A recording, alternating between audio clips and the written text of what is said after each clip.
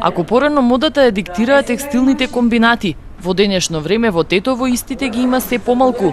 За изгледот на луѓето, особено за нивните специјални прилики, се грижат неколкуте модни ателија. Божица Ѓорѓевска вели дека иако тетовки сакаат да изгледаат убаво, се уште се далеку од светската мода. Сите се трудат, убаво изгледаат, тетовчанките се убави жени, убаво изгледаат, но не може да кажеме дека следиме некоја мода, светска мода, нешто што доаѓа од светските модни дизајнери, затоа што тука повеќе сме насечени на она што го носи Турција, а Турција знаеме дека работи пронто мода, што е готова мода, која што, да речеме, ја крадат на некој начин од ревиите што во најблиско минато излегле претходно од светските сцени.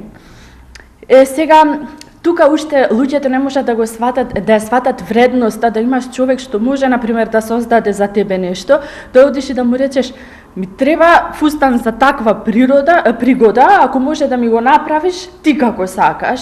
Сите се трудат, убаво изгледаат, тетовчанките се убави жени, убаво изгледаат, но не може да кажеме дека следиме некоја мода, светска мода, нешто што доаѓа од светските модни дизајнери, затоа што тука повеќе сме насечени на она што го носи Турција, а Турција знаеме дека работи пронто мода, што е готова мода, која што, да речеме, ја крадат на некој начин од ревиите што во најблиско минато излегле претходно од светските сцени. Тетовецот Златко Јовановски, иако е млад и се уште го трасира патот кон успехот, зад себе има бројни ревии, а неодамно отвори своје ателие во Тетово. Малку чудно, да, затоа што го отвори во Тетово, ама би кажал дека моите сите ивенти, моите сите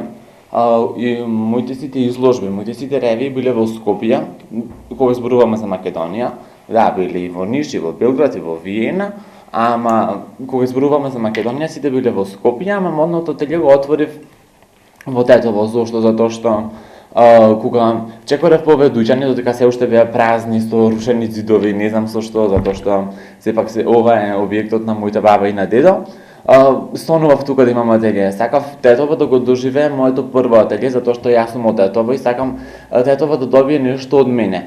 Чисто тетовчани ми викаат како зошто цело време правиш ивенти во Скопје. Тоа сега нема да го разлекувам како тема, но ќе кажам дека ете место да имам ревија која што трае само 1 сат или 2, отворив ателие кој ќе биде 24/7 достапно за сите. Отворив тука затоа што секогаш сонував да имам од Тетово нешто и затоа што сметам дека тетовцани го заслужуваат тоа, ама морам да напоменам дека клиенти немам само од Тетово, туку имам и од секаде, значи од Неготино, од Струмица, од Скопје, од Гостивар, од Тетово и околијата.